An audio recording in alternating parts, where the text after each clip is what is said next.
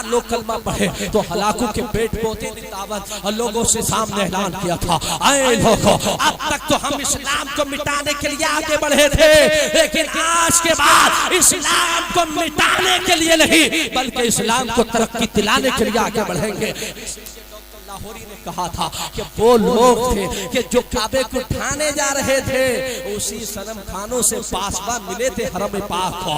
वही लोग हैं जो कल तक काबे को ठाने के लिए आगे बढ़े थे, वो काबे की हिफाजत के लिए आगे बढ़े, तो आगे बढ़ा। और आज भी ऐसा दौर हमारी निगाहों के सामने है। बेशक चादर लंबी है, रात की लंबाई जरूर है, लेकिन दिन का उजाला होगा, दिन का सफेदा होगा। दुनिया के पर्दे पर कोई रात ऐसी नहीं है जो अपनी दामन के अंदर कोई दिन का उजाला ना रखती हो।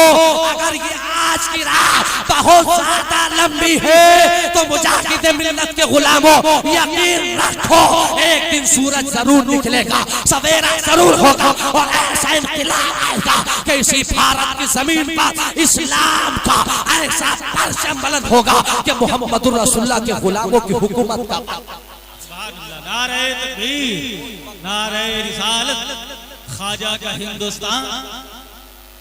इसी भारत की जमीन पर ऐसा भी वक्त आएगा, तुम हमें जालिम कहते हो, तुम हमें जाबिर कहते हो, तुम हमें घुसपैठिया करार देते हो, तुम हमें ये कहते हो हम दूसरे मुल्क से आए हुए हैं। याद रखो हम यहाँ के हैं, हमारे बाप यहाँ के, हमारे दादा यहाँ के, हमारी 7 पुश्ते नस्लें यहाँ की है। वल्लाहि लतीफ एक अंग्रेज मुफक्किर ने लिखा कि मुसलमान शासक इतने दयानतदार थे कि 1000 ईयर्स तक भारत के नक्शे पर हुकूमत रही। अगर एक बादशाह भी जालिम होता तो पूरे मुल्क में कोई दूसरी कम्युनिटी का बंदा दिखाई नहीं देता, इस्लाम दिखाई देता। लेकिन इस्लाम जुल्म नहीं चाहता है, जबर नहीं चाहता है, कत्लो गारत करी नहीं चाहता है। इस्लाम खुद भी जीता है और दूसरों को जीने का हक ये इस्लाम जो खुद भी जिंदा रहता है और दूसरों को जिंदा रहने का हक देता है। हम पे इल्जाम लगाते हो अरे हमने तुम्हारे पुरखों की हिफाजत की है, हम पे इल्जाम लगाते हो हमने तुम्हारे आबा व अजदाद की हुकूमत हिफाजत की है, हमने तुम्हें अपनी फौजों में शामिल किया था, हमने तुम्हारे मंदिरों की हिफाजत की थी, हमने तुम्हें जमीनें दी थी, हमने तुम्हें जायदाद दी थी।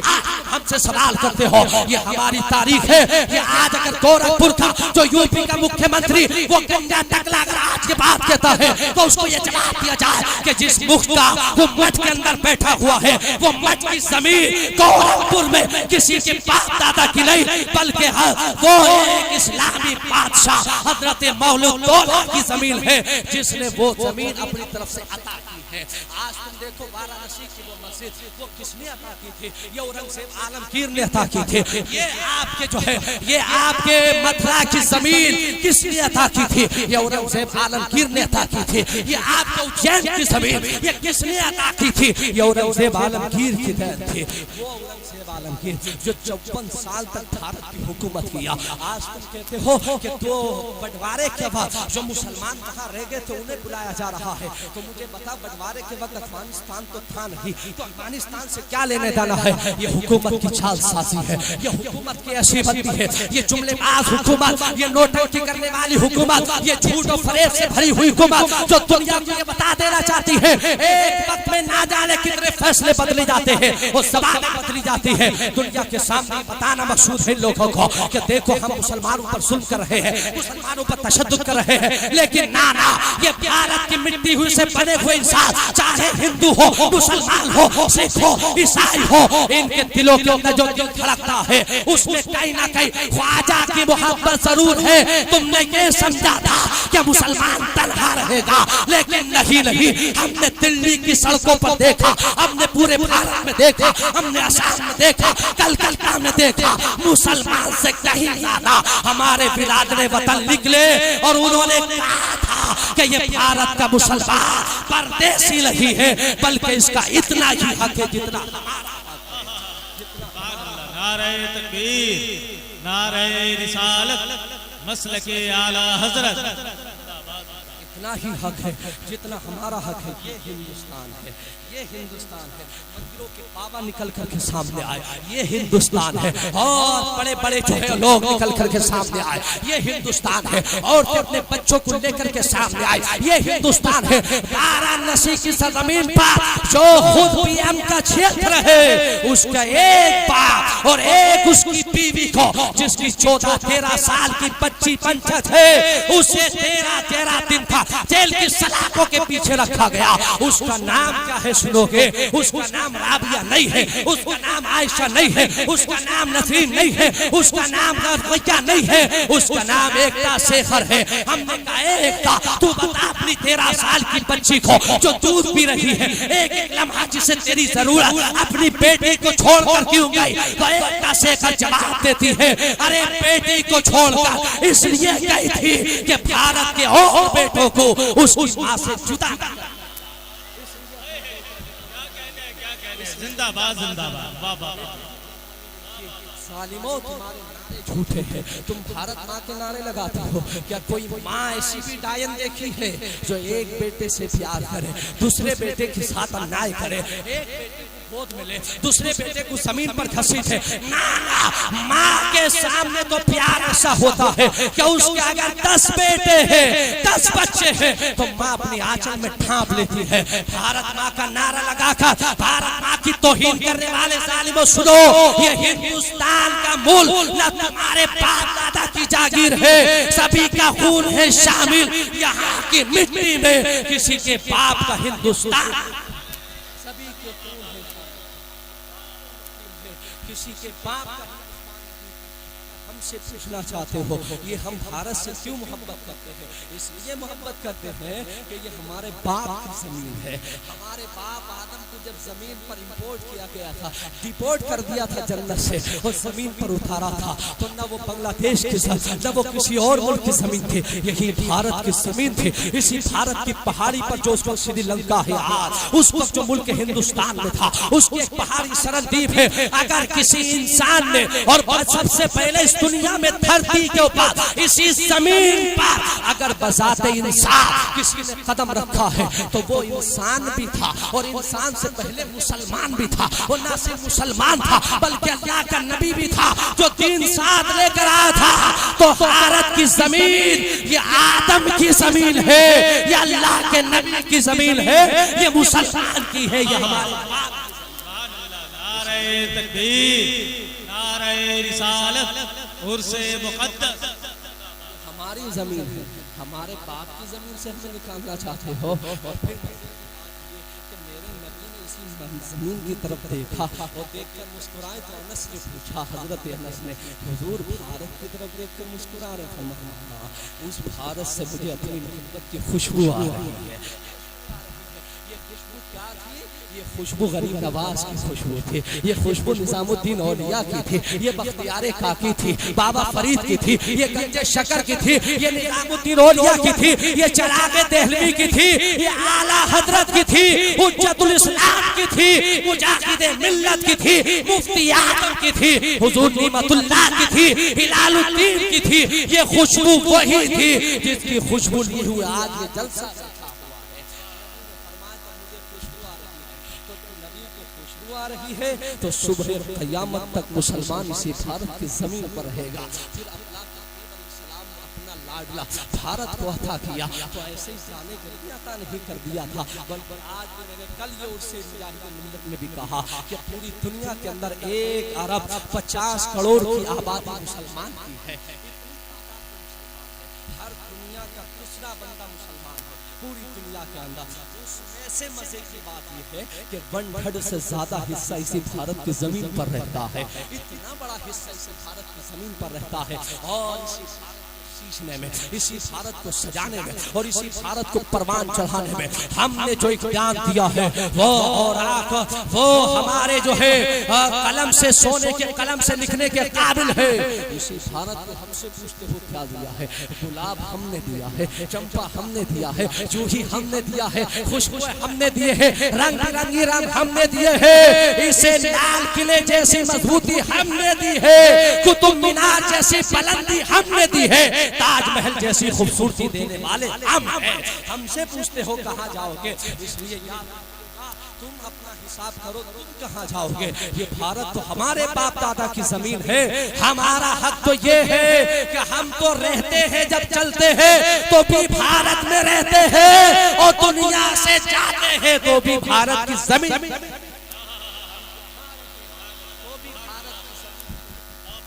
दुनिया से जाएं तो भी भारत की जमीन पे हमारी हक़ानियत और वफादारी ये है कि गुजी दर्रा में देखो तो हम दिखाई दे, और मज़ार खोल के देखो तो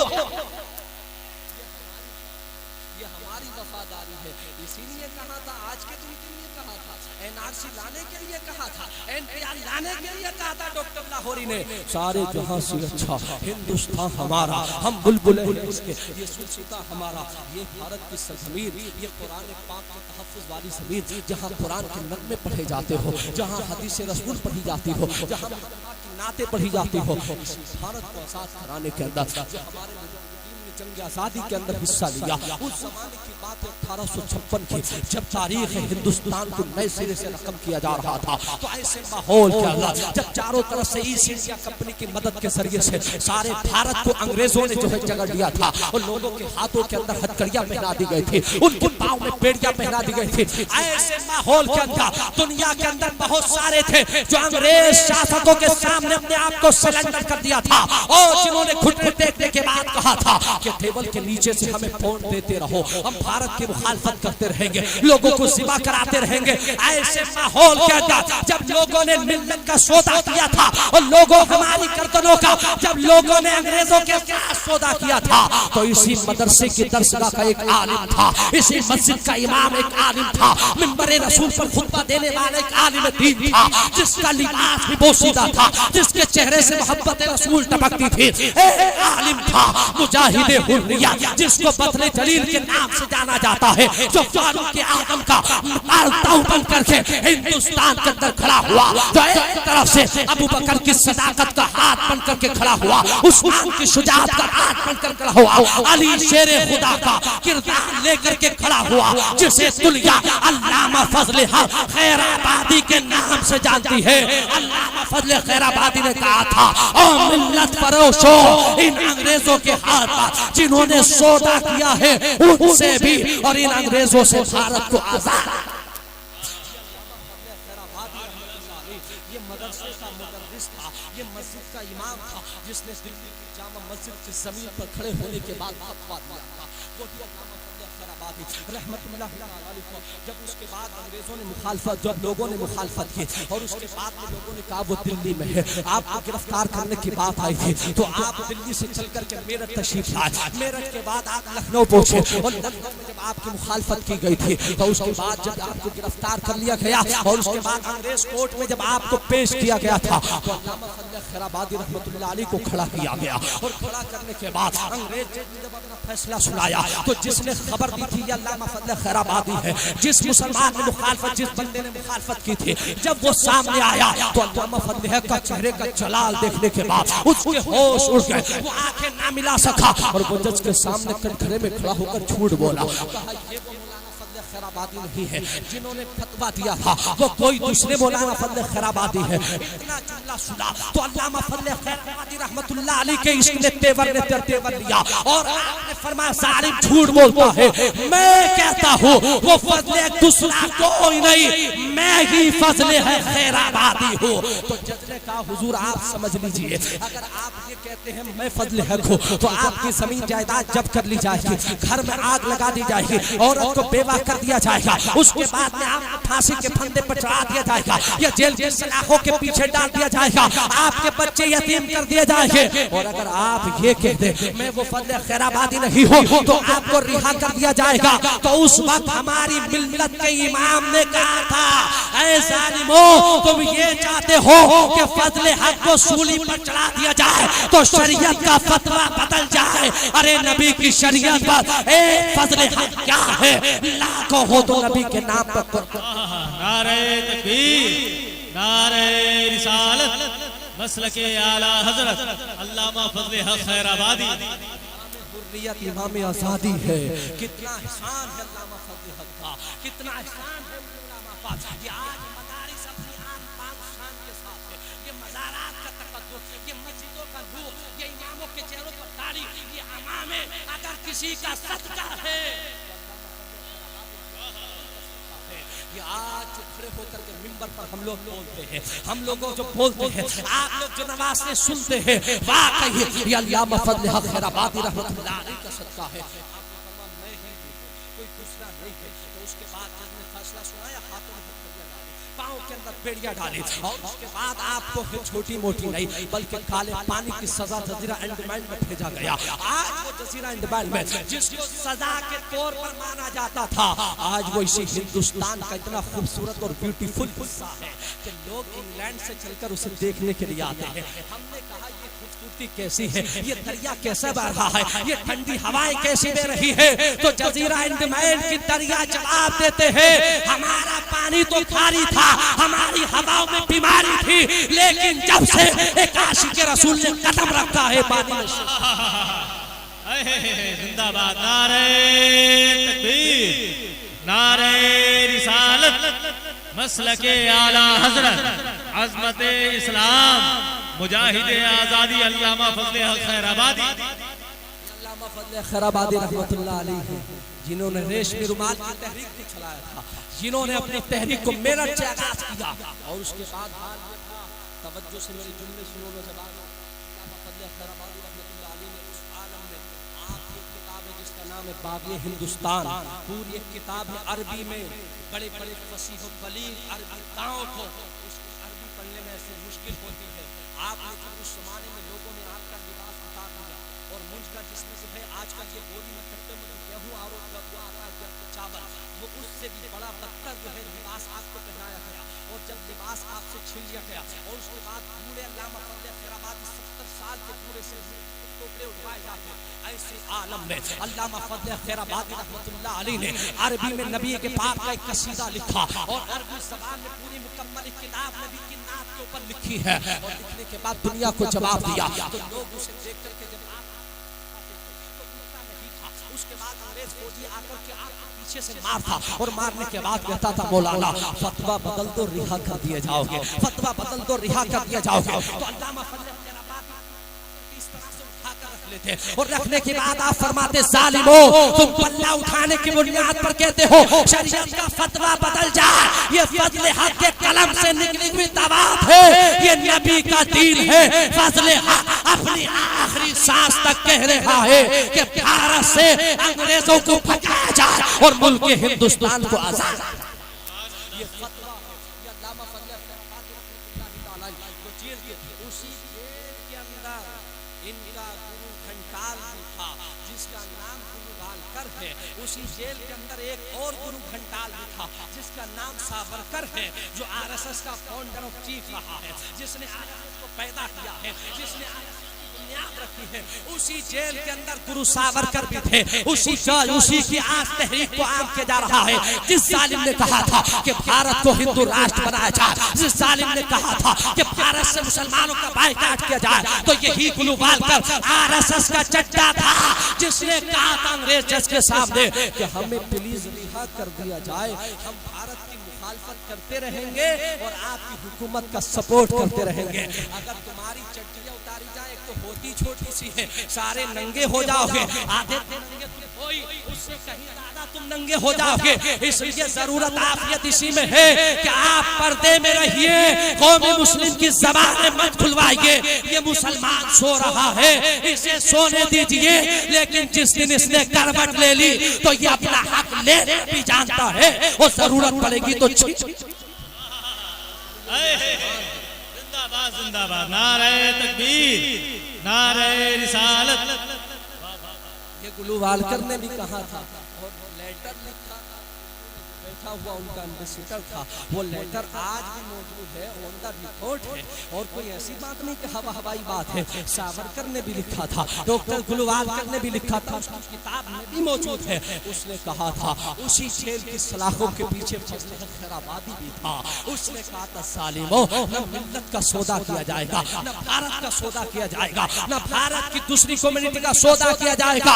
हम अपनी जाने तो दे सकते हैं लेकिन भारत को गुलाम नहीं रहने देंगे। उसी फतवे पर दस्तखत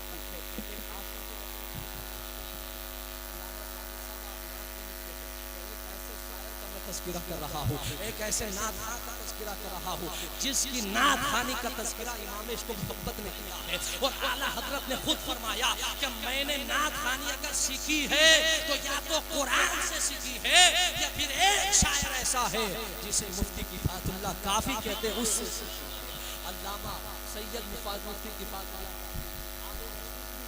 मुरादाबाद के रहने वाले मुफ्ती किफायतुल्लाह काफी रहमतुल्लाह तआला अलैह,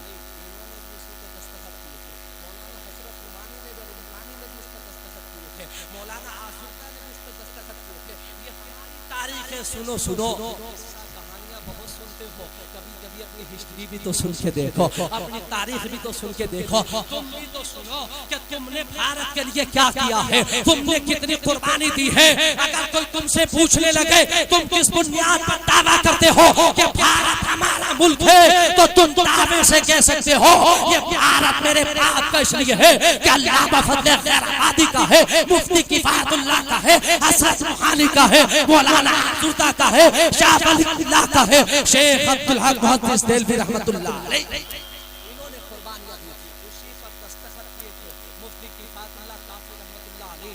जब आपको जेल में डाला गया और जेल में डाले जाने के बाद आपसे कहा गया फतवा बदल दो, तो आपने अंग्रेज जज के मुंह के ऊपर थूक दिया था। और थूकने के बाद हाथ मिले हुए थे, कुछ और नहीं कर सकते थे, तो अपने डिफेंस के लिए आपने थूक दिया। और थूकने के बाद कहा था तो ये समझता है कि किफायत के जो हाथ बन चुके हैं कुछ नहीं कर पाएगा, पाँव में बेड़ियां कुछ नहीं कर पाएगा, लेकिन अपनी जबान मुंह से थूका। और थूकने के बाद का तुम्हारी औकात ये है कि तुम्हारे चेहरों पर थूकने के भी काबिल नहीं है, लेकिन मैं थूक जवाब दे रहा हूँ। उसके बाद आपको जब जेल के अंदर डाला गया, उसके बाद जज ने उनको फांसी की सजा दी। जब फांसी की सजा दी के फला डेट में इनको फांसी दे दी जाएगी और तख्ते तार पर चला दिया जाएगा। तो जैसे आज की रात है और सुबह के सवेरे आपको फांसी होने वाली है, तो अंग्रेज का जो जेलर था उसको इस बूढ़े बुढ़े को जो है सजा दी जाए। आज का दिन बाकी है, कल इसका जो फांसी पर चढ़ा दिया जाएगा। तो अल्लामा फजल हक जो आले रसूल था, सैयद सादा था, कोई बना हुआ आर्टिफिशियल या चेहरे का खूबसूरत बनकर दुनिया को डुप्लीकेट सैयद नहीं, बल्कि ये हसन हुसैनी सैयद था। ये ऐसा आले रसूल था जिसके सामने दुनिया अपने जो है सरों को झुका दी थी। जिस्म से कपड़े उतारने के बाद मुफ्ती किफायतुल्लाह काफी को बहराना किया गया। उसके बाद नंगे जिस्म के ऊपर आपको उल्टा लिटा दिया गया। लिटाने के बाद आपके हाथ पांव डाले गए। बांधने के बाद मुफ्ती किफायतुल्लाह के लिए अंग्रेज जो पुलिस का जवान था, कमांडो था, उसने प्रेस को गर्म किया और प्रेस के अंदर कोयले डाले गए। प्रेस को जब खूब गर्म कर दिया गया, उसके बाद नंगी पीठ के ऊपर मुफ्ती किफायतुल्लाह काफी की प्रेस को डाला गया। उसके बाद चमड़ी पिघलने लगी, उस चमड़ी पिघल करके जो चर्बी थी वो निकलने लगी। सजा दी गई थी, इतना जुल्म और तशद्दुद था। इसी भारत की आजादी के लिए मुफ्ती किफायतुल्लाह काफी रहमतुल्लाह अलैह की पीठ से चर्बी पिघल रही थी। उसके बाद रात भर ये सजा दिए जाते रहे। उसके बाद सुबह का सवेरा हुआ, जब तख्ते तार करके मुफ्ती किफायतुल्लाह काफी को ले जाया गया था, तो चारों तरफ से हुजूम लगा हुआ था। उस मजमे में कुछ तमाशा देखने वाले लोग भी थे, उसी मजमे में कुछ आंसू बहाने लोग भी थे। लोगों ने देखा जब एक आशिक़े रसूल और एक नाइबे रसूल और एक मुलादे रसूल को जब तख्ते तार की तरफ ले जाया जा रहा था, तो मुअर्रिख जवाब देता है जिस बूढ़े काफी की पीठ के ऊपर रात भर प्रेस की गई थी, वो जब तख्ते के ऊपर जा रहा था तो ऐसे चल रहा था जैसे कोई शेर चलता। नारे तकबीर, नारे रिसालत, मुजाहिदीन इस्लाम। मैं ऐसे चलता जैसे शेर चल रहा है। तो एक फौजी जवान ने आगे बढ़कर कहा था, मौलवी इस धंधे को देखने के बाद तो लोगों का खून खुशक हो जाता है, चेहरा काला पड़ जाता है, तू बता इतना मुस्कुरा कर क्यों चलता है? तो एक आशिक ने जवाब दिया, जालिम यही तो है जो नबी तक पहुंचाने का वसीला बन रहा है, यही तो है जिसके लिए मैं बेकरार रहता हूँ। वो बददुआ चेहरे वाला मुस्तफा, वो आकाई मुस्तफा जिसका चेहरा देखने में बेकरार रहता हूँ, वो ये मुस्तफा के लिए ये जरिया है कि फांसी का फंदा पड़ेगा, उधर आमिना का लाल गोद में उठा लेगा।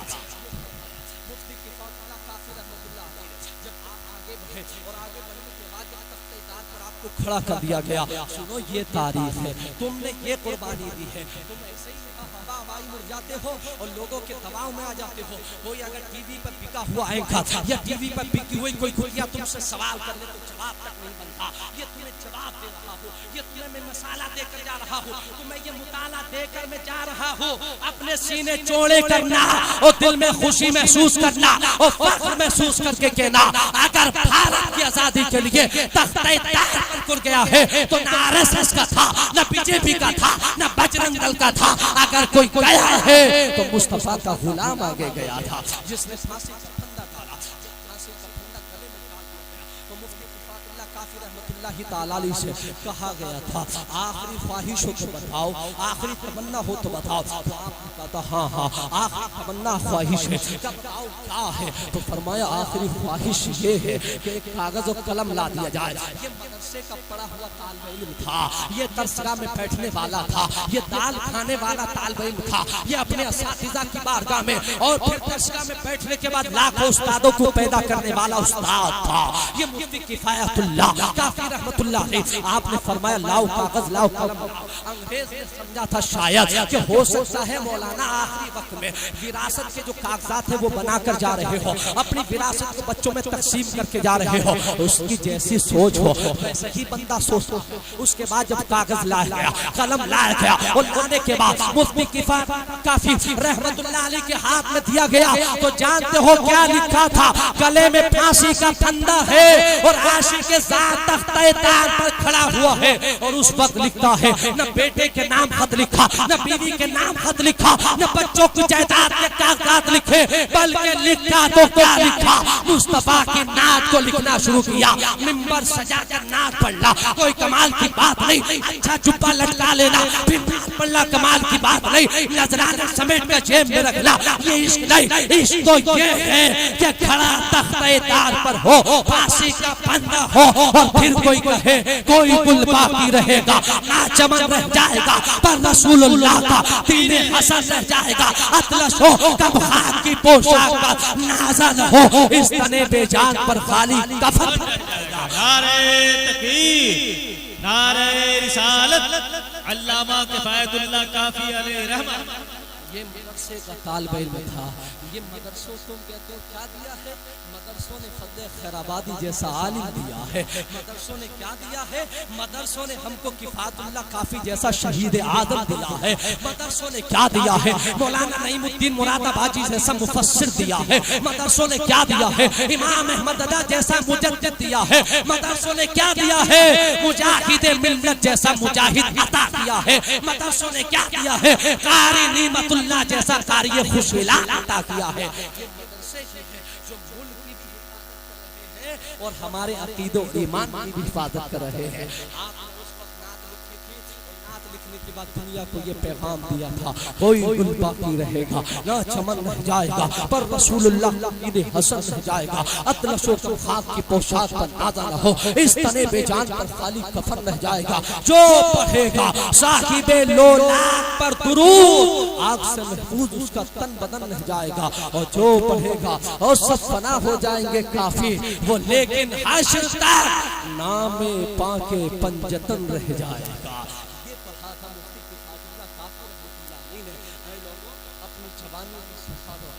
जज्बात की हिफाजत करो और अपने ऊपर अपने अंदर एक नया जज्बा पैदा करो।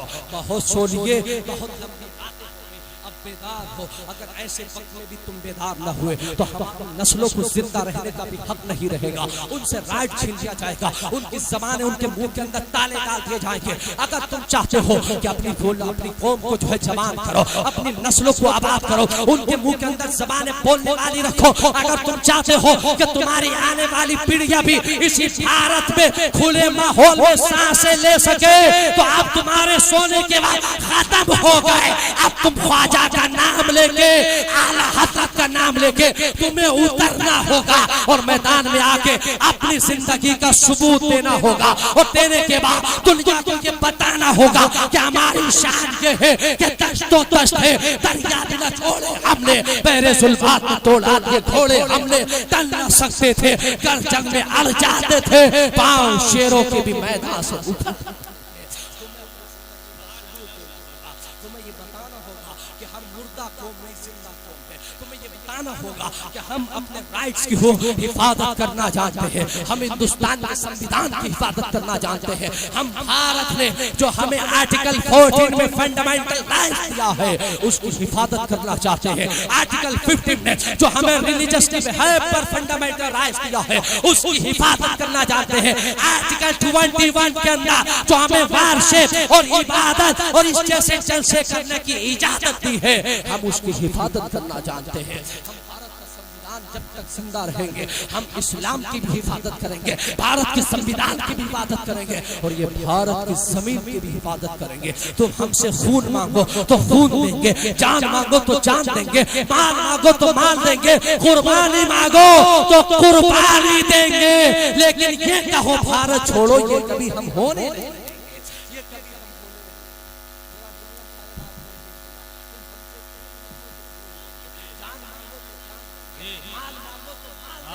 लेकिन हमसे कभी नहीं होगा कि भारत से जाने की बात करो, ये कभी हम होने नहीं देंगे। और ये हिंदुस्तान जितना आपका हक है इतना हक है, ये मदरसे आबाद रहे, ये मदरसों की दरसगाह ही आबाद रहे, ये उलमा आबाद रहे, ये उलमा और ये हिफाज आबाद रहे। इन्होंने जिन बच्चों ने अपने सीनों में कुरान को महफूज किया, ये महफूज रहेंगे तो इंशाअल्लाह ताला नस्लें आबाद रहेंगे और ये भारत की सरजमीन आबाद रहेगी और इस तरह से आबाद रहेगी कि रहती दुनिया तक इंशाअल्लाह इसी जमीन से नबी पर दुरूद और सलाम की थालियां निछावर होती रहेंगी और मुस्तफा का पुकारा जाता रहेगा। कुरान इन बच्चों ने हिफ्ज़ किया, कुरान ने अपने सीनों में महफूज किया। तो मैं मेडिकल साइंस और कुरान के हवाले से जिन बात करता वक्त होता तो टेक्नोलॉजी के हवाले से बहुत से ऐसी शे है जो कुरान के अंदर महफूज ना हो। लेकिन आखिरी बात जो कुरान ने कहा था ये चैलेंज देखा है, ज़बान देखा है और आज दुनिया को चैलेंज देखा है। बड़ी बड़ी मशीनें बनाने वाले लोग और बड़ी बड़ी टेक्नोलॉजी बनाने वाले लोग जो चांद पर जाने की बातें करते हैं और सूरज के शौक को गिरफ्तार करने की बातें करते हैं, जिन्होंने अपना सैटेलाइट इतना मजबूत किया हुआ कि चांद पर जाने के बाद उस गोले की खबर जमीन पर बता देते हैं, तो क्या वो इतना पावर नहीं रखते? कोई ऐसी जगह कोई मशीन बनाए जो कुरान का जवाब ले आए, कोई ऐसे लोग ले आए जो कुरान का जवाब ले आए। तो आज भी अमेरिका और जापान कहता है चांद पे जाना तो आसान है लेकिन कुरान के सूरे कौसर का जवाब लाना, चांद पे जाना तो आसान काम है लेकिन इसके सूरे अल कौसर का जवाब लाना आसान काम है। ये कुरान का चैलेंज किनको किया था? उन लोगों को किया था जो अपने आगे के सबको गुंगा समझते थे, अपने को बोलता समझते थे। तो कहते हैं वो अपने आप को अल्लाह समझते थे, यानी बिना ज़बान वाले लोग हम तो गुंगा समझते थे। उन बोलते हुए लोगों को कुरान ने चैलेंज किया, अगर तुम अपनी बात में सच्चे हो तो लाओ कुरान का जवाब लेकर के आओ। और इसकी एक सूरत का जवाब जब कुरान का जवाब ना ला सके तो इन्होंने तलाश किया यार कुरान का जवाब तो नहीं ला सके। अच्छा फिर एक बात ये है कि आका सलाम का देखो तो कैसे अमीन है मुस्तफ़ा, कैसे अमीन है। अमीन है तो ऐसा हो जैसे मुस्तफ़ा है, एक ही मुंह से दो कलाम निकले, ज़बान एक ही है, कलाम दो है और दोनों के मर्तबे शान और अज़मत में भी फर्क है। एक हम कुरान के नाम से जानते हैं और एक हम हदीस रसूल के भाई वो इतना ही तो कह रहे थे कि ये कुरान अल्लाह का कलाम नहीं है। अगर नबी ये कहते हैं अल्लाह का मेरा कलाम है तो लेकिन अमीन हो तो ऐसा हो कि जो अपने अल्लाह के कलाम को अल्लाह का कलाम कहें।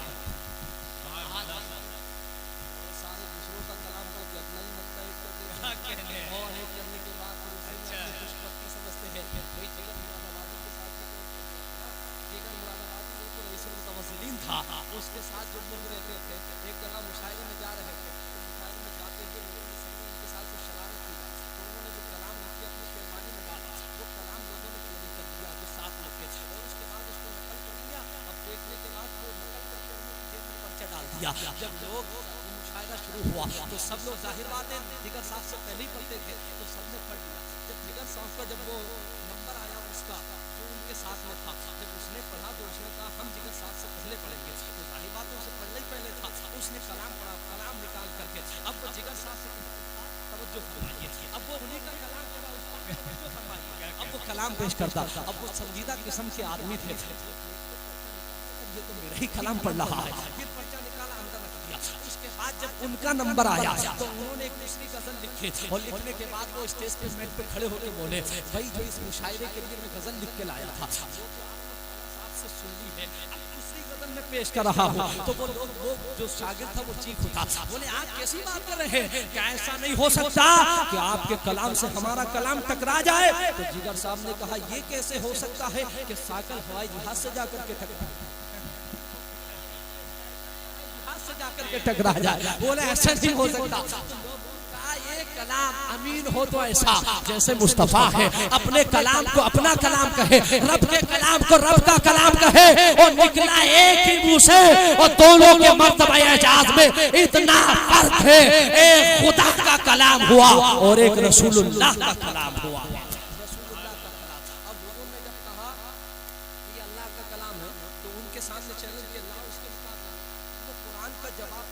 सके, लेकिन उन्होंने अपनी कोशिश को जारी रखा, और जारी रखने के बाद पूरे कुरान को तलाश किया, और तलाश करने में बोले कि भाई इसका जवाब तो नहीं ला सकते, लेकिन इसमें ऐब निकाला जाए, इसमें गलती निकाली जाए। तो क्या ऐब निकाला, तो क्या निकाला, पूरे कुरान में 6666 आयतों में तलाश किया, तो बोले इसमें 3 लफ्ज ऐसा है जो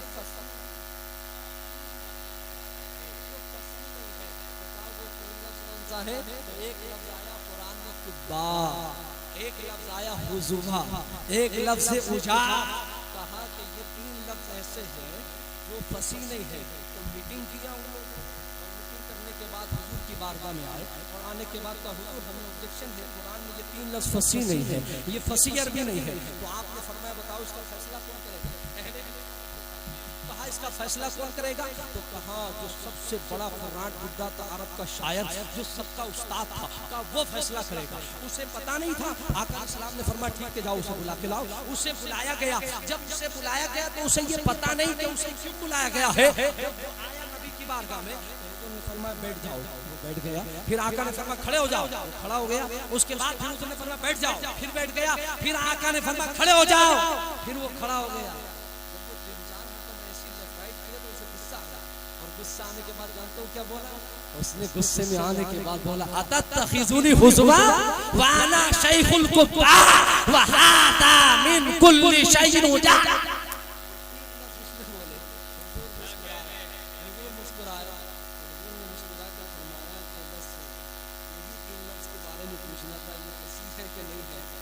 इससे ज्यादा फसी तो लुगत अरबी में कोई अल्फाज, लुगत अरबी में कोई अल्फाज वहाला अतत्तखिज़ुनी हुज़वा, कि आपने मेरा मजाक बना रखा है। वाला शैखुल कुब्बा, और मैं शेख बूढ़ा हूँ। अतत्तखिज़ु, और उसने कहा वहादा मिन कुल्ली शैइन उजा, और आप जैसे शरीफ आदमी से मुझे बात अजीब लगती है। ये जुमला बोला, हुजूर फरमाने लगे बताओ ये 3 लफ्ज फसीह व बलीग है कि नहीं है। इससे ज्यादा फसीह व बलीग है, इससे ज्यादा फसीह व बलीग लुगत अरबी में कोई अल्फाज ही नहीं है। उसके बाद सहाबा इकराम ने, अरब की जमीन पर होता ही कि लोग अरबी में कसीदे लिखते, और लिखने के बाद वो खाने काबा के जो गिलाफ पर लटका देते।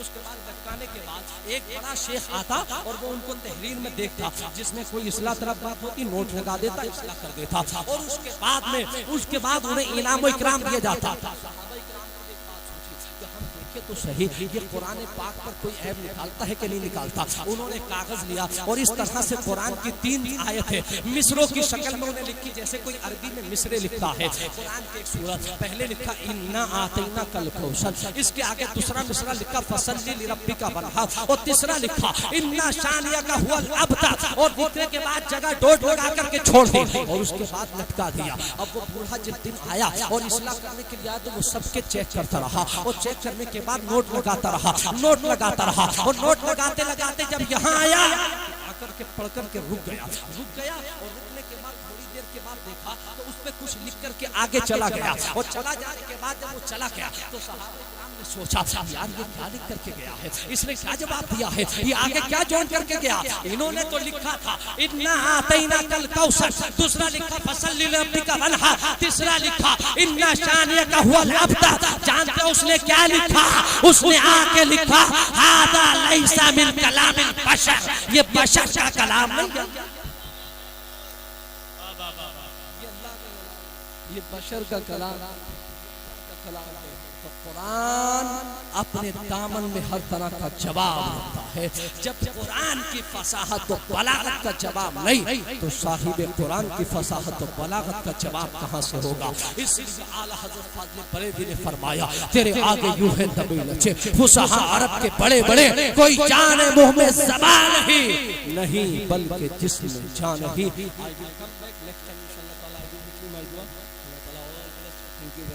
बहुत वक्त हो गया, मुझे अभी निकलना भी है, फिर आपसे मुलाकात होगी। अस्सलामु अलैकुम व रहमतुल्लाहि व बरकातहू।